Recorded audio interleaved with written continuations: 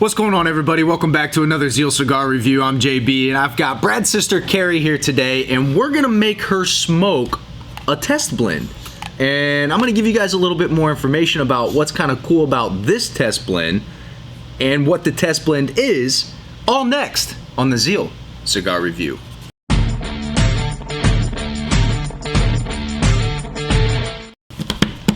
So welcome back. You've made it back out to the desert from the beautiful mountains of North Carolina. I have. Or beaches, depending on where you go. No, I'm in the mountains. Well, city mountains-ish. In between? I'm in between. Somewhere in between? I'm outside of Charlotte, so I like to say I'm South North Carolina and North South Carolina, because I'm like right there. Yeah. That made sense. It does, right? Because I'm only like 20 minutes from South Carolina, so it's like in Ohio when you're in Cincinnati, you're right there. Yeah, you're basically Kentucky. You're basically Kentucky. Yeah, so, you're Cincinnati. You're Cincinnati, exactly. Yeah, 100%. Exactly. So that's exactly right. We were trying to figure out what to have you smoke on the review here, and we figured to have you smoke one of the last test blends that me and Brad were actually working on, and this one is kind of unique. It's an Ecuadorian Habano wrapper with a Jalapa Nicaraguan binder, and then it's got Honduran filler. And I don't remember this one particularly super well, because I was smoking a really dark one that was really strong, and I was like sweating it out and probably hallucinating. Is that the video where you almost got sick? Yeah. Like I remember that little recent clip. one? Yeah. So he was smoking this one. So I smoked it a little bit. I tried it with his little, he uses a little mouthpiece thing. And it was pretty good. So I'll be interested to see what you think of it. All right. And then I kind of have something interesting I'm going to smoke today. Interesting. Yeah. How? So you've obviously been around us over the last 4 years quite often. Him a little bit longer. Right? I've been around him but I mean a tad bit longer, us collectively, right? You got yous collectively, right? Yeah. And have you ever heard the word Gurka? Oh yeah, he hated Gurka. Yeah. Wait. He hated Gurka, or he just didn't really enjoy smoking Gurkas? Well, I would say.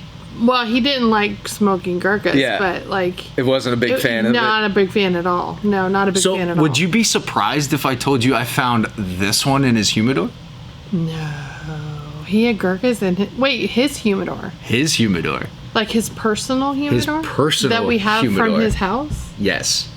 No. I saw that in there, and I was like, I have to do a video on this. Was he a closet Gurka fan? I don't know. Did he lie to us? I'm not sure. I'm going to smoke that and find out. What? But it was kind of funny because somebody that comes in pretty frequently donated a really beautiful one-of-a-kind ashtray. I guess it's not one-of-a-kind, but there's not very many of them. Like limited edition? Yeah, and it's this really beautiful Gurka ashtray. And he was like, I think it would be really neat considering how much... Brad couldn't stand Gurka. Didn't really enjoy the Gurka. Not a Gurka fan. That we would put that on here and use it on the table for the show, and it would be kind of funny. And then when I found... he had 3 Gurka cigars in there, actually. No. And I was like, I don't want to take anything out of here, but I kind of have to at this point. I almost wonder if it was like... a Gurka ashtray... And then there was a Gurka cigar staring at me through his humidor door. I wonder if someone gave them to him. And he just sat on them? And he just like put Never them in smoked there. them? Yeah, like if anyone came over and he was like, they were a Gurka fan, he was like, oh, I got some. You know? They heard him talk about it and they were like, I'm just going to bring him some. He's going to like it. Yeah, so yeah. I will say. I wonder if it was like that. I don't know. No one can say, but. I have heard him say that out of the ones that he smoked, the Ghost was one of his favorites. I have heard that, like the Gurka Ghost. I have heard that come out of his mouth. I don't remember what he said about it, so I'm glad that you do. Well, there's only one way to find out if this cigar is even worth smoking. You know what we got to do? We got to cut, light, and smoke. Out of everybody, you should be the one to get it. Yeah. And honestly, I wanna address not the elephant in the room, the big man in the room. Can you see him? Because we've gotten some comments about, when JB has people on the show, and it's Just only Dave. been Dave and me. Yeah, you twice now. This one and Dave. Yeah, so it's not like people yet. However, your dad is coming into town, and I'm hoping that he'll make it on here if you guys have time.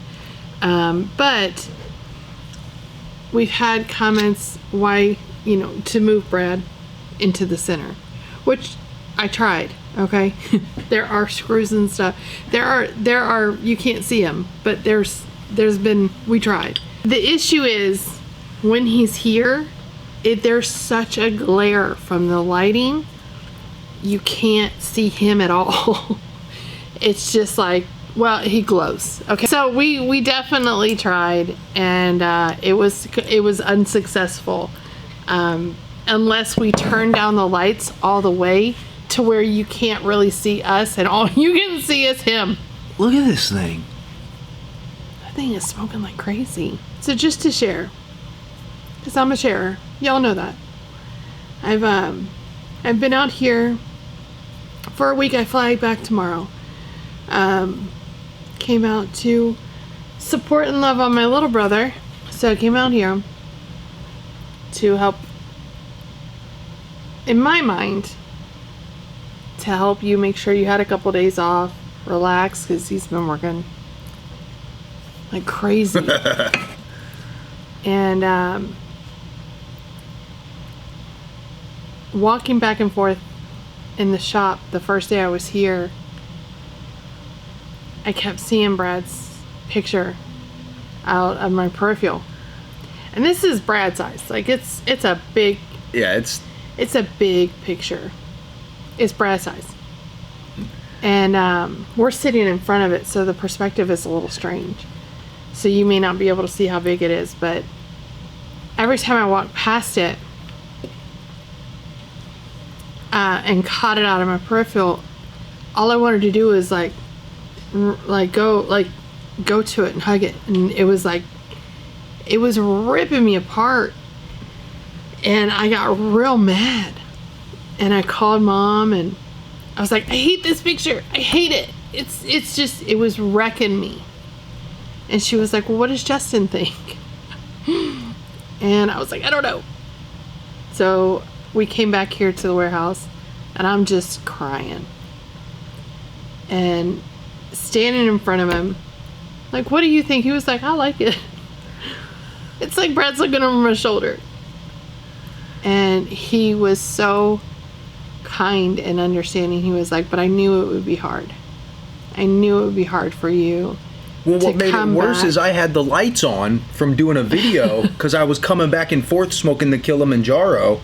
So it's even worse when you walk by with the lights on because it looks like he's sitting here filming.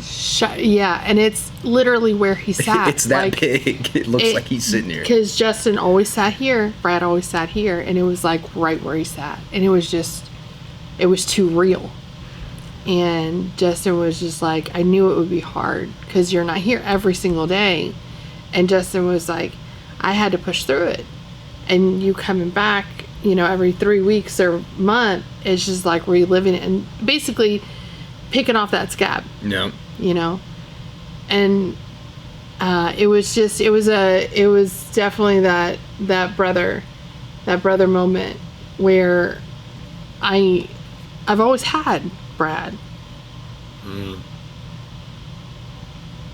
Yeah, we talked about that on the last podcast we did, where you were on the phone with somebody and they were like, "Oh, he's older than you. He's always been around." Yeah. Yeah, so if I needed anything or if he needed to comfort me, he was always there.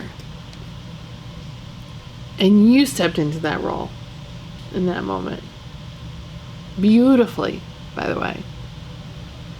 And it was cool. It was a cool moment.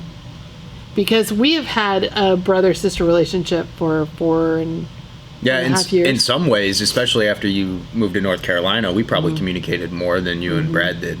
Yeah. But you and I have talked like that. Like, we talk even when I was here. Yeah, that's true. Because we're back here together constantly.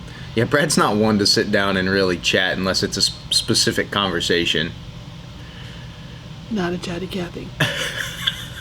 Not at all. Yeah, he was not just a gabber. Not at all. No. But Justin and I have had that relationship, that brother-sister relationship, for a long time. And yeah, when I moved, our communication bumped up because we had to, and it was just naturally evolving. But it was a different conversation. It was awesome, and I really appreciated it because I came out to help you. Yeah. And he helped me, and it was awesome. It was just beautiful. Well, I kind of know where you're going with this because I kind of forgot, but it just goes into like what happens here. Even so, my cousin just came out and visited. My other cousin, not Superman that you guys have seen before, but my other cousin Tyler. And we didn't do a video just because there was a lot going on, and he's not really a cigar smoker. So, but he said the same thing. And I was just talking to his dad yesterday for a little bit, and he said, originally I came out there because I just wanted to make sure like you were good, just see how things were going, just make sure if there was anything I could help with. And he was like, man, I didn't really realize how much I just needed to be out here. And I think him being around here and seeing the brotherhood that's been created here, and the people that come in and out and through the doors, and just the things that happen here, it's very healing. Yeah. It's very healing. Very healing. Which is why it seemed easier for me to be doing what I'm doing, and the way that I've been doing it is because I've been... The community. Yeah, it's like if you're one of those people where you're like, man, I have to go out camping for a week in order to reset, right? I can heal in here every single day that I'm here. Right? Yeah. 100%. Even though there's pains. Yeah. Because of this. Right. And because of the people that come in and the people that we talk to on a daily basis, and and smoking cigars. Smoking cigars is something that always eases and calms people down, Yeah. So it makes you slow down. It makes you reflect. Yeah. It makes you think about things, about life, instead of being so busy, because life can get so busy and it can make you just run instead of stop and take perspective and really enjoy. And that's one thing that Brad taught me, was cigars make you sit and appreciate the people around you. Yeah, because you can't go nowhere until you're done. Can't. Yeah. I mean, you can, but you're going to waste it. Right, exactly. So you're going to be there for at least a half hour. Yeah. Unless you're, Chuck, who smokes ridiculously fast. But it's the community. It's the community. Yep. You can't build a community around cigarettes. You can't build a community around vape. You can't. I think there's a couple people that might argue that, but not. I would say not in the same way. Not in the same way. Right. It's not a brotherhood. Not in the same way. No. I don't know a community that's built around those things. I should say. Yeah. That's what I should say. I don't know one like this that's built like that. And we recently had one of our people, and I say our people because he's been coming here for a long time and makes barbecue on Saturdays. Yeah, he's. I'm assuming that's where you're going. Yeah. And he recently experienced a great loss, and in his great loss, his best friend said to us, he just kept saying, "I want to go to Zeal." And because it was a comfort, being around everyone here, being here, it was a comfort. And when he got here and we were all here and we hugged him and we loved him, I looked at Justin and I was like, we gotta think of we gotta get a new blend, and we gotta think of a cigar, a new house brand that encompasses this. And he was like, yeah, 100%. Because this is exactly what Brad's dream was. Yeah, it was just, well, whether he knew it or not, his dream was this this to be his pulpit. Yeah, and it was. That test blend is one of the cigars that was particularly worthy of being put into that, which is why I wanted you to smoke it, see what you thought about it. Right. What do you think of it so far? It's spicier than what I'm used to. I figured it would be. For I sure. said that. I told her, I was like, this has got some spice on it. I'm more of a mild girl, but it's definitely spicy. The draw is a little tight, I will say. Okay. I'm going to be honest. It's a little spicy, a little tight draw, but the flavor is good. It's complex. Okay. Yeah. So, I mean, I'm just barely into it. But right. Yeah, we'll see how it opens up. Worst case scenario, if you have to finish it on the podcast, we can wrap. You can wrap it up on there and let people know what it tastes like at the end. Yeah. It's interesting though. Like it's definitely interesting. It's not a boring. It's not like a boring cigar. You don't want to set it down. You want to see how it develops. That's for sure. So far, this is actually the Gurka Ghost Maduro is interesting me. Really? It's got some earthy coffeeness, like like a lot of coffee, and some dark cocoa. But you never know how they end. But at the moment, I would say that this is actually a decent cigar. I don't know the price point of it. That's probably where I would start nitpicking. Right. Honestly, if somebody gave me this, I would smoke it. At least at this point, Right. I don't want to put it down. A little bit into it, you're good to go? I want to keep smoking it. I'm enjoying the flavor that it's given me. That's good. Hey. Which is kind of surprising, you never, We've done a couple videos where we've smoked the Gurkas, and I think both times we're probably more impressed than not, depending on which one we were smoking. Yeah. But I don't smoke enough of them to know whether there's actually consistency issues or blah blah blah blah blah blah blah, whatever people say, right? But yeah, I can tell you right now that I'm enjoying this. Output seems good. It's insane. Yeah, and the smoke output of this one is consistent. It's not like as much as that. The ash on that seems good. The ash on this is just a tad bit wonky in the beginning, but I think it's how I lit it. But other than that, it's pretty solid. I mean, it's not changing a ton for me. Like you said, that one has a lot of complexity. Yeah. This one's good, but I'm not catching a lot of changes just yet. Yeah. But we'll see. I mean, for a Gurka, staying interesting. It is staying interesting, to say the least. Better than most first dates. I mean, I don't remember the last time I was on a honest. first date. I ain't been on a first date in 23 years. Plus 4 is 7. Next month, you gotta do some math. Yeah, next month I think I'll be married 7 years, and I think we've been together for 13. That's awesome. Yeah, that's so awesome. Took her 6 years to decide if I was okay to marry, which is understandable. Well, I mean, you were hanging out in a tree, courting her. That's, but I mean, that's a little. I would probably question you too. Like, why is Tarzan? I wasn't wearing a butt flap. I had clothes on. I didn't say you were wearing a butt You flap. said Tarzan. I know, but you were up in a tree. No, well, I was at least respectfully in the tree. But not just one time. You were up there multiple if there was times. a home game and I could be there, I was in the tree. Oh yeah. All the time. Well, and that's okay, boys. And then when I started dating her, her parents would be at the games and I still would sit in the tree. I wouldn't even go sit with her parents. I would sit in the tree. Oh my gosh. And her dad. And then you wonder why it took 6 years. Her dad's like, "Where's he at?" And she's like, "It's that one, the weirdo in the tree. That's the one courting me. Don't you want me to marry him?" Yeah. 6 years.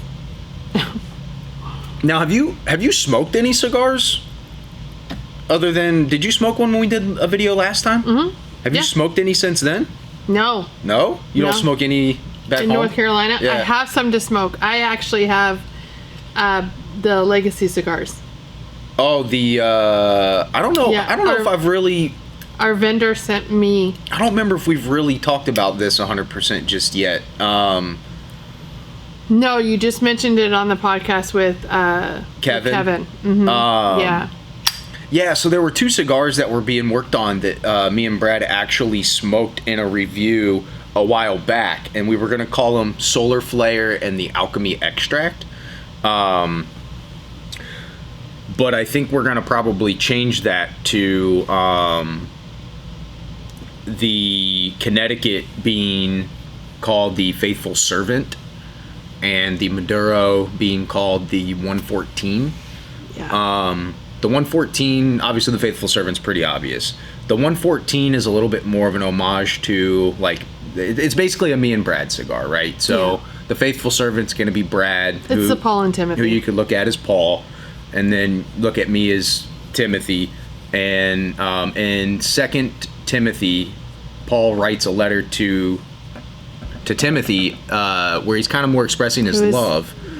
Who was Paul's protege. And there was a verse at chapter 1, verse 14, that said to it was saying take care of the good that's been entrusted to you.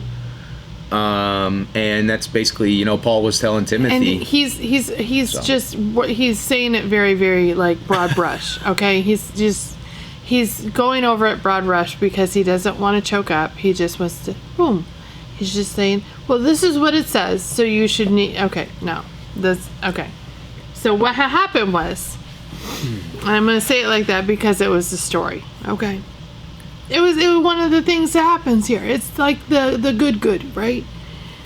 We were packing out orders, and it was the 2 weeks that I was here when we were here for Brad's funeral. Did you just lost your ash? What?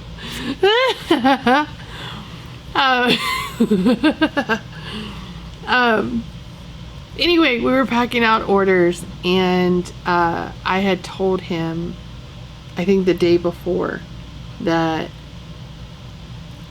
his relationship with Brad, or even before I got out here, his relationship with Brad reminded me so much of Paul and Timothy. And it just, like, wrecked him, like, hit him in the gut. And he had started to read through 1st and 2nd Timothy to really just it'd been a long time since I read those, and really definitely not with that context. Like, exactly, understand the context of his relationship with Brad even more. Yeah. And we were standing there packing out orders, going through, and he was like, there was this verse that really stood out to me. And I was like, really? He was like, yeah. He was like, it just wrecked me. And I think it was like the night before. He was like, I gotta read it to you. And he read it to me. And it was 2 Timothy chapter 1, verse 14. And he was like, I'm going to read this to you. And go ahead. I went and found it. Yeah, it says, by the Holy Spirit who dwells within us, guard the good deposit entrusted to you. And I was like, ooh, that's so good. And he was like tearing up. He was like, it just hit me right here. And I looked at him and I was like, I know we're going to do a legacy cigar for Brad. We're going to have a cigar for Brad, but I think that we should have a cigar for you. And he was like, I don't know. I was like, it just makes sense, Paul and Timothy. He passed this baton to you. And I was like, and he was like, so Justin is super humble. And when I was trying to tell him that we need a cigar for him, he's like, no. And I told him, I said, I think we need a cigar for you too, and we should name it 114. He instantly was like, oh, okay, for like my bike engine. Because his bike engine is it's a 114. I don't know anything about his motorcycle. I don't know anything about motorcycles, period. I could care less. I mean, there's a lot of people that have 114s, but it's also kind of fitting. It fit with the verse. And I said, no. For the verse you just read me. It didn't even click to him. Yeah, no. And literally, he just read it to me. Yeah. And he stopped. And he was like, oh my gosh. And then it just hit him like, my bike, the verse. My baseball number my entire life was 14. He started literally naming all these like 14s, 114s, everything in his life. He was like, this. And I was like, Brett, it's 114. It's got to be 114. Yeah. It was crazy. So clearly Brad's cigar is going to be Faithful Servant, and his is going to be 114. And it was a good hot like argument between us, because he wanted to keep the original names that he and Brad worked on, and I was like, I just threw it out there. I was like, I think that we should rename them. We didn't even have the names when I said we should rename them, and he was like, no, we should. And I was like, okay, well, I just think that, and I wasn't arguing with him. I was like, I just think that we should rename them. Well, that was the last one. Those were the last ones that like had the Bradley stamp, the design, the edit, the name, you know, so there was something about that having that last stamp of approval from him. Yeah. And you two it probably still worked technically on it together. Does. Yeah, he worked on the whole cigar. The entire cigar. Yeah, but I think those names are way more fitting for what it needs. Yeah. So those will be coming. They're in production, and they'll be here at like late summer, early fall, the whole line. We do have a sneak peek, and we'll tell you more about that later, but the whole production will be later on this year. Well, tell me how that cigar is developing, because I actually had to step away for a secing. You got to smoke it a little bit. So. Still spicy? Yeah. I'm not surprised with what it's...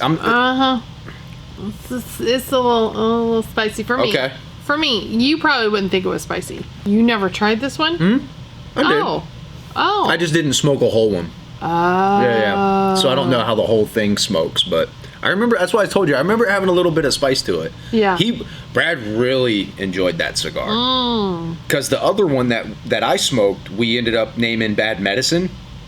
And I'm still on the fence about it. It's I gave one to a guy by the name of that made you sick. Yeah. Okay. I gave one to a gentleman by the name of the AZ Jim out here. Yeah. Because Jim loves really strong cigars. Like, okay. He's like, if it makes me cry, yes, punch me in the mouth, please. And I was like, all right, brother, you asked for it. And he told me the other day, on Friday, actually, I ended up running into him randomly when I was riding my bike. And he was like, bro, 2 hours it took me to smoke that. And it's that size. Because it was that strong? Yeah, Dave smoked one. Like part-time Dave? Yeah, 2 hours to smoke that. Because it's that strong. I had to keep putting it down because I was here. Yeah. I took it home, tried to finish smoking it at home, and still couldn't finish smoking that cigar. Okay, so that's one thing about Gurka that you've learned, is that the ash will randomly fall off. That's just my cigars. That always happens to me. No. Yeah, when people make messes in the lounge, they're always like, I'm so sorry. I'm like, it's all mine. What are you talking about?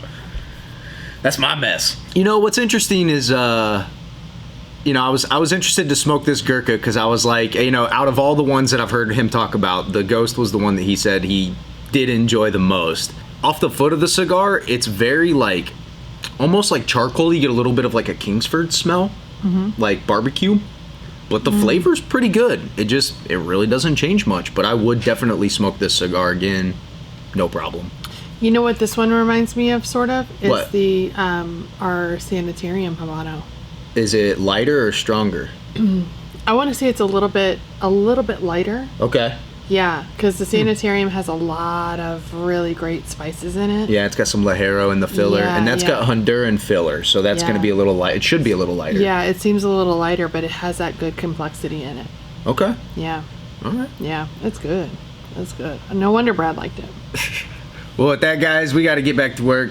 And that's me, JB, smoking the Gurka Ghost, the Gurka Ghost, the Gurka Ghost, and Carrie smoking the possible